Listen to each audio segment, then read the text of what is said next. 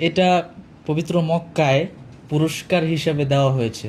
فاز بالمركز الأول في الفرع الرابع محمد زكريا من جمهورية بنغلاديش মানে الشعبية. কেন ইমাজিন, এটা আসলে সত্যি ভাষায় প্রকাশ করার মতো না যে এটা কি দামি সম্পদ। আমি চাই যে এটা সবসময় তুমি হেফাজতে তুমি রাখবা শুনে ইনশাল্লাহ। খুশি হবা। এটাই আজকে মনে হয় 1000 মানুষ চুমুক হয়েছে এখানে এভাবে। বাংলাদেশের পক্ষে আমাদের জাকারিয়া প্রথম স্থান অধিকার করেছে, এটা বাংলাদেশের সম্মান। মক্কা তো দূরের কথা, বাংলাদেশ এয়ারপোর্টেও আসার সুযোগ হয় নাই। আমার উসিলায় আমার বাবা 2বার গিয়েছেন মক্কা মদিনায়। তুমি সাথে ছিলা, তাশরিফ ছিলা। আমাদেরকে আল্লাহ রাব্বুল আলামিন হয়তো পরীক্ষা নিয়েছিলেন যে দেখি পুরস্কার না দিলে এরা কী করে।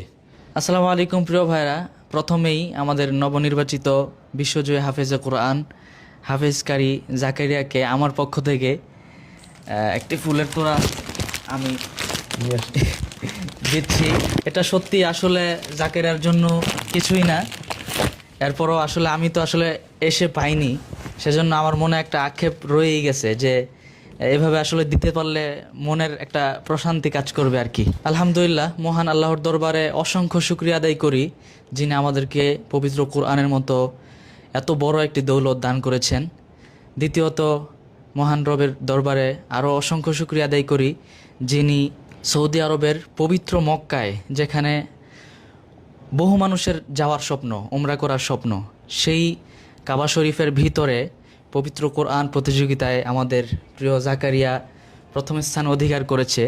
আমাদের আর খুশির ব্যাপার হচ্ছে আমাদের আর রায়হান ইন্টারন্যাশনাল মাদ্রাসায় আমি যখন প্রথম স্থান হই, এরপরে আসলে আমার একটা মনের চাওয়া ছিল যে আর রায়হান ইন্টারন্যাশনাল মাদ্রাসা থেকে যেন এমন একজন হাফেজে কোরআন বিশ্ব জয় করে।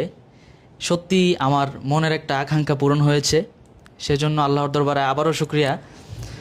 আমি আসলে দেশের বাইরে থাকার কারণে, মালদ্বীপ শ্রীলঙ্কায় আসলে ফ্লাইটে একটা দিন ঢিলে হওয়ার কারণে কোনোভাবেই আসলে এখানে উপস্থিত হতে পারিনি। আমাদের প্রিয় জাকারিয়া বিশ্বজয় করে এসেছে, এয়ারপোর্ট থেকে যে একটু মন ভরে রিসিভ করব, আপনাদেরকে জাকারিয়ার যে অর্জন এটা উপস্থাপন করব, অ্যাপ্রিসিয়েট করব, সেটা আসলে হয়তো আমার নসিবে ছিল না, কিন্তু আমি বরাবরই খুবই সন্তুষ্ট এবং খুশি হয়েছি। আল্লাহর কাছে অনেক শুকরিয়া আদায় করেছি যে আমাদের বাংলাদেশের সম্মান আমাদের প্রিয় জাকারিয়া বয়ে নিয়ে এসেছে সেজন্য। আর আমি বাজানকে তো মালদ্বীপ থাকা অবস্থায় বাজান খুব খুশি ছিল এবং আল্লাহর কাছে দোয়া করছিল যেন জাকারিয়া যেন বিশ্বজয় করতে পারে, প্রথম স্থান অধিকার করতে পারে। আমি সেই কনফিডেন্স দেখেছিলাম, তো আমিও দোয়া করেছিলাম। আর বাজান মানে অলওয়েজ এটা নিয়ে খুব ভেবেছেন, খুব পরিশ্রম করেছেন। এটা সত্যি আমার কাছে যেমন দৃশ্যমান, সেখানেও যারা ছিল কোরআনের পাখিরা সবার কাছেই এই বিষয়টা দৃশ্যমান ছিল। তো আমি মানে আমাদের সম্মানিত বাজানের কাছ থেকে একটু মানে জানতে যাচ্ছি আর কি, জাকারিয়ার কাছে একটু পরে আসি। আপনি তো মানে মন ভরে দোয়া করেছেন, সবসময় চেয়েছেন যেন জাকারিয়া প্রথম স্থান অধিকার করে। যখন আমি রেজাল্ট হয় তখন রেজাল্ট দেখছিলাম আর মনে মনে ভাবছিলাম যে এই বুঝি প্রথম স্থান অধিকার করে ফেললো। তো সত্যি মানে শেষে যখন বলল যে মানে জাকারিয়ার নামটা যখন উচ্চারণ করলো, সত্যি মানে আমি লাফ দিয়ে উঠলাম যে মোহাম্মদ জাকারিয়া জমহুরিয়ত মিন বাংলাদেশ। এটা তো সত্যি মানে এই যে আরবিতে এভাবে বলা যে একটা অনুভূতি, এই অনুভূতিটা আসলে আমি আমার মধ্যে কি পরিমাণ যে ভালো লাগার সেটা আমি নিজেও জানি, আর জাকারিয়া তো অনুভব করেছেই। এটা জাকারিয়ার কাছ থেকে শুনবো, বাজানের কাছ থেকে একটু জানতে চাই যে কেমন লেগেছিল তখন। আমি আসলে সবচেয়ে বেশি মিস করছিলাম তোমাকে, কারণ এর আগের বছর আমরা আব্দুল্লাল মারুফকে নিয়ে এই প্রতিযোগিতায় গিয়েছিলাম।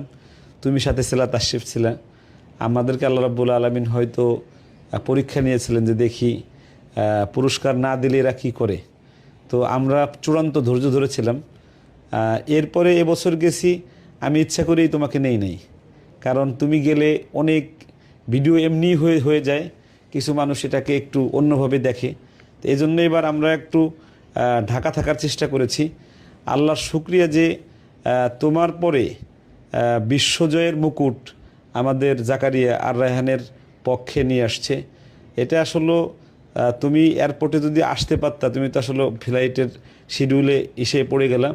তুমি থাকলে মানে আমরা আমাদের আনন্দটা একদম পুরো মাত্রায় 100-তে 100 হতো। এই একটা জায়গায় গ্যাপ ছিল, তুমি ছিলে না। তা আমরা সবাই এমনি দর্শকরাও মিস করতেছিল তোমাকে।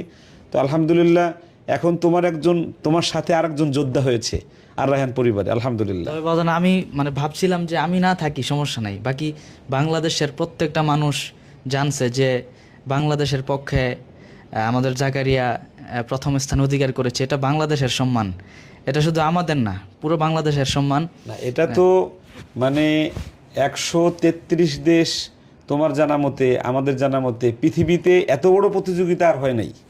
এটা তো এই বড় নিঃসন্দেহে। প্রতিযোগিতায় হারামের মধ্যে, মক্কাতুল মোকাররমার একদম হারামের মধ্যে প্রতিযোগিতায় 1 নম্বর হওয়াটা, এটা প্রত্যেকটা মুমিন হৃদয়ের শ্রেষ্ঠ চাওয়া। তো সেই শ্রেষ্ঠ চাওয়া আমার তো তোমার নিয়ে বলতাম না, আমরা 2015 সাল থেকে যে তোমার নিয়ে একটু বাইতুল্লাহ প্রতিযোগিতায় যাব, আমি সবসময় বলতাম আমরা চেষ্টা করছি। রায়হানকে নিয়ে আমি 2015 সাল থেকে নিয়ে 2025 সাল পর্যন্ত একাধারে এই প্রতিযোগিতা আমরা করেছি। 5 থেকে 7 বার 2 নাম্বার বানাইছে রায়হানকে, কোনোদিন এই জায়গায় আমরা চান্স পাই নাই। এটা রায়হানের জীবনের সবচেয়ে বড় দুঃখের জায়গা যে ইসলামিক ফাউন্ডেশন থেকে এই জায়গায় সে নির্বাচিত হয় নাই। কিন্তু আলহামদুলিল্লাহ রায়হানের পরে, রায়হানের দোয়ায়, আমাদের সকলের প্রচেষ্টায় নুরুদ্দিন জাকারিয়া টিকেছে। শুধু টেকে নাই, সে যে একদম সর্বোচ্চ যে সম্মান সেটাই নিয়ে আসছে আলহামদুলিল্লাহ। আলহামদুলিল্লাহ। জাকারিয়ার কাছ থেকে একটু মানে অনুভূতিটা জানতে চাই যে তুমি তো এই পৃথিবীর বুকে সবচেয়ে সম্মানীয় স্থান পবিত্র মক্কা শরীফে, হেরেম শরীফের ভিতরে আসলে মানুষ শুধু কাবা শরীফটা দেখার জন্য চোখের পানি ফেলে দিনরাত কাঁদে যে আমি একটু সৌদি আরবে যাব, মক্কায় যাব, একটু আল্লাহর ঘরটা দেখব। সেই হেরেম শরীফের ভিতরেই প্রথম স্থান অধিকার করাটা, এটা মানে কিভাবে আমি এটা আসলে বলবো, ভাষায় প্রকাশ করা তো সম্ভবই না। তো তোমার কাছ থেকে একটু অনুভূতিটা জানতে চাই যে আসলে কিভাবে ভাষায় প্রকাশ করবা এটা। এখানে হারাম শরীফের ভিতরে প্রত্যেকটা মুমিন মুসলমানেরই চাওয়া পাওয়া থাকে যে একটু বাইতুল্লাহ সচক্ষে দেখবে, একটু নবীজির রওজা শরীফ, রওজা মুবারক একটু দেখে আসবেন। শুধু দেখা যায় অনেকের 80-90 বছরের জীবনেও সুযোগ হয় না। বিশেষ করে আমার বাবার কথাই বলি, আমার বাবা 50 বছরে একবার, মক্কা তো দূরের কথা, বাংলাদেশ এয়ারপোর্টেও আসার সুযোগ হয় নাই। তো আমার উসিলায় আমার বাবা 2 বার গিয়েছেন মক্কা মদিনায়, আর আমি এই অল্প বয়সে আমি 2 বার গিয়েছি। তার ভিতরে একবার সৌদি রাষ্ট্রীয় মেহমান হিসেবে এই প্রতিযোগিতার জন্য যাওয়া, তারপরে সেখানে গিয়ে আবার সর্বোচ্চ রেজাল্ট নিয়ে আসা, এটা কোনোভাবেই ভাষায় প্রকাশ করা সম্ভব না। তো এখানে সকলেরই চেষ্টা প্রচেষ্টা ছিল। তারপরে বিশেষ করে উস্তাদজির কথা তো এখানে বলে শেষ করা, এখানে চিন্তা করার মতো না। উস্তাদজি যেই কষ্ট করেছেন এটা কারো পক্ষেই সম্ভব না এরকম কষ্ট করা। তো সকলের দোয়া কামনা করি আল্লাহ তাআলা যাতে আমাকে যেই পুরস্কার দান করেছেন, যাতে আল্লাহ আরও বড় পুরস্কার দান করেন ইনশাল্লাহ। আমিও দোয়া করি, আর যারা দেখছে সবাই দোয়া করবে ইনশাল্লাহ। আসলে কি দেখতে পারি ওই প্রাইসটা? যে আমি তো ওরকমভাবে দেখি না, আসার পরে মানে তুমি যে কি নিয়ে আসলে এটা একটু দেখা উচিত মনে করতেছি আর কি। আমি খুলবো? আপনি খুলবেন ইনশাল্লাহ। একসাথেই খুলি। মাশাআল্লাহ, এটা তো অনেক ভারী।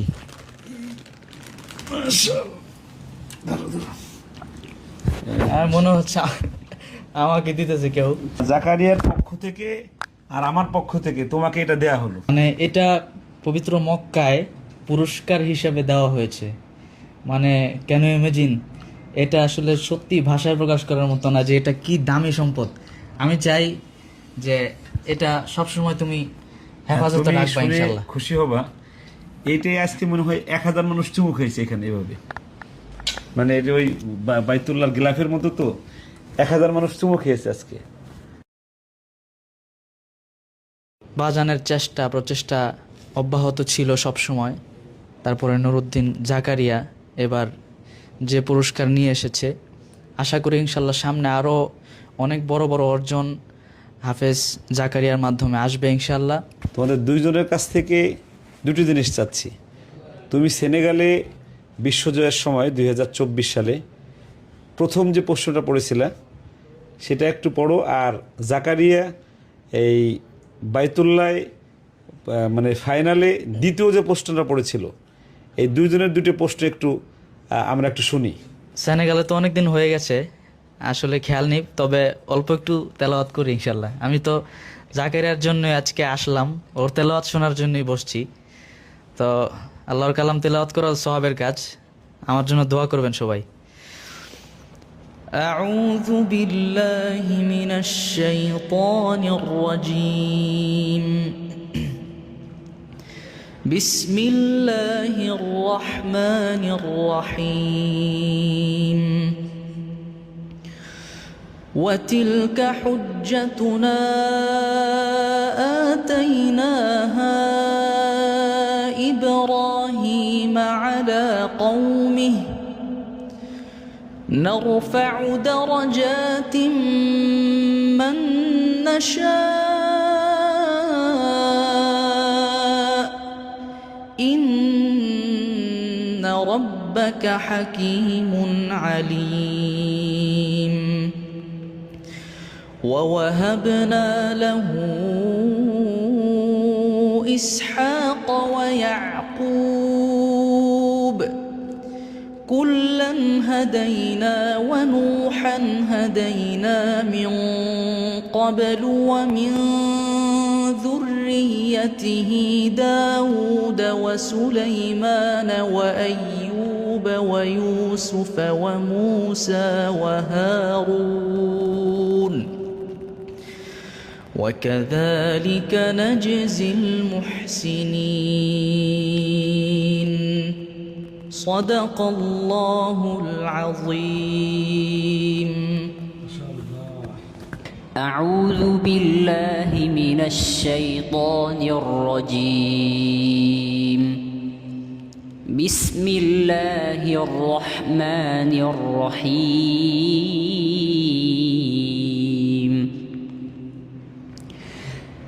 يا أيها الذين آمنوا لا تسألوا عن أشياء إن تبد لكم تسؤكم وإن تسألوا عنها حين ينزل القرآن تبد لكم عفى الله عنها والله غفور حليم. قد سألها قوم من قبلكم ثم أصبحوا بها كافرين.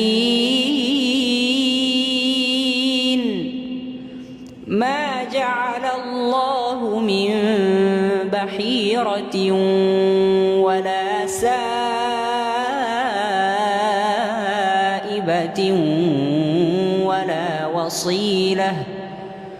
ولا وصيلة ولا حام ولكن الذين كفروا يفترون على الله الكذب وأكثرهم لا يعقلون. صدق الله العظيم. ঠিক আছে ভাইরা, সবাই দোয়া করবেন আল্লাহ যেন বাংলাদেশের প্রতি আরও বেশি বাংলাদেশকে যেন আরও বেশি সম্মানিত করেন পবিত্র কোরআনের মাধ্যমে।